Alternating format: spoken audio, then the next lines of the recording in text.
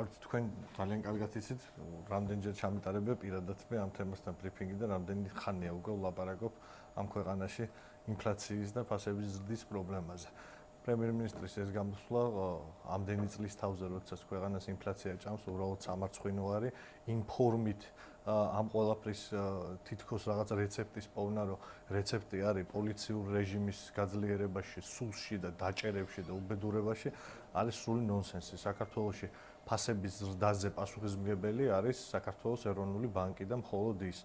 ფული არ უნდა ბეჭდოს პოლიტიკური მიზნებით ეროვნულმა ბანკმა, გადასახადები უნდა დაწიონ, დღეგეს გადასახადი უნდა დაწიონ საკვებ პროდუქტებზე და უნდა აღიარონ ერთხელ და სამუდამოდ, რომ ის $2 მილიარდზე მეტი, რომელიც დახარჯეს სოფლის მეურნეობის პროგრამებში სუბსიდიების სახით, აბსოლუტური კრახი იყო, იმიტომ რომ საქართველოში დღეს სუპერმარკეტებში ქართული პროდუქციის წილი საშუალოდ 5%-ია და მეტი არა, ამიტომ მთელი ის რიგი მათი პოლიტიკის და მათი ქმედებების შედეგია ის, რომ საქართველოში დღეს ფასები გაიზარდა საშუალოდ 80-დან 450%-მდე პირველადი მოხმარების პროდუქტებზე და მედიკამენტებზე. აგრეთვე საწვავზე, რომელზეც 2012-ში გვპირდებოდნენ, რომ მიშას რაღაცა წილებს ჩამოვაშორებთო და 2017 წელს აქციის გადასახადი გააორმაგეს. დაწიონ ეს აქციის გადასახადი დღეგეს მიხედონ პირველ რიგში და დაწიონ საკვებ პროდუქტებზე.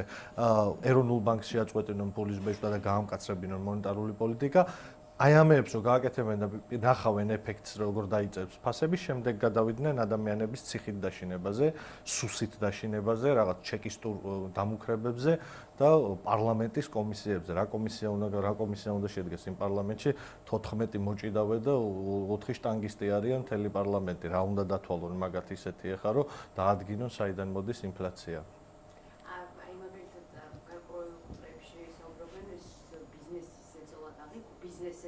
ზეწოლა ეგ ბიზნესი.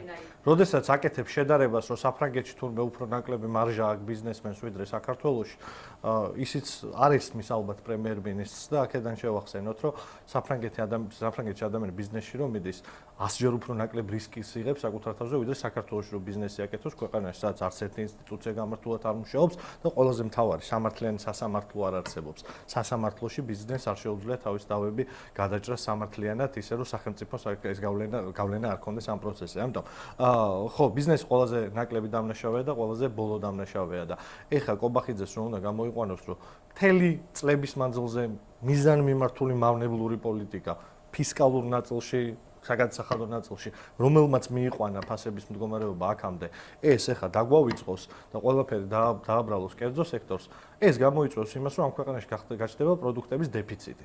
ის, რომ საქართველოში იმპორტი შემოდის, ეს მთავრობის ბრალია, ის, რომ საქართველოში ქართული პროდუქციის წილი მაღაზიებში 5%-ია და არამედ ეს ქართული ოცნების ბრალია. ის, რომ იმპორტზე უწევს შემოსვლა, რა ვიცი, კარტოფილს, ხახს და ნიორს, ეგ ქართული ოცნების პრობლემაა. ეხლა თუ დავიწყეთ იმაზე ფიქრი, რომ ვიღაცა მარჟას აკეთებს ამაზე და მარჟა შეუზღუდეთ, პირდაპირ გეტყვით, ადამიანებს აღარ დაინტერესებთ ამ ხელა რისკის ქვეყანაში ბიზნესის კეთება და მე კობახიძე როგორც ჩეკისტურად ეხა იმუქრება, რომ დაგიჭერთ და დაგაპატიმრებთო, მე შეუძლია ჩეკისტური მეთოდებით ტალონები შექმნას პურზე და კვერცხზე და ხორცზე და ტალონებით ვიყიდოთ მე როგორც მის სანატრელ საბჭოთა დროში იყო.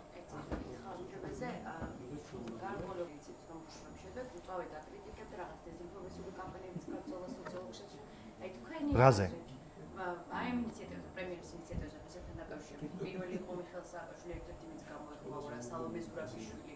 ზოგადად იმ ინიციატივას და კრიტიკულად შეაფასა ეს ინიციატივა.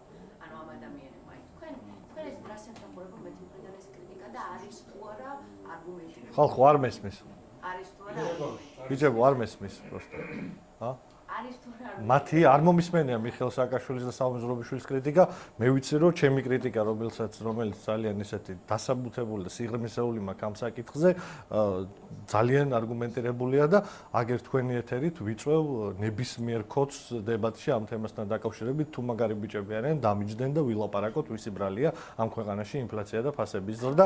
აი შემიძლია საათობით ვეკამათო ნებისმიერ მათგანს საუკეთესო ფალავანი ამოარჩიონ, ვინც გონიათ და ყველასთან შემიძლია რომ ამაზე ვიკამათო. რატო არის ქართული ოცნების ბრალი ფასების ზრდა, რატო არის მათი პოლიტიკის ბრალი და რატო არ არის ბიზნესში ამის დამნაშავეების ძიება, პოპულიზმის გარდა სხვა არაფერი. მართალი გუნდის შეფასებით ეს კრიტიკა მაგალითად ადასტურებს იმას, რომ სწორედ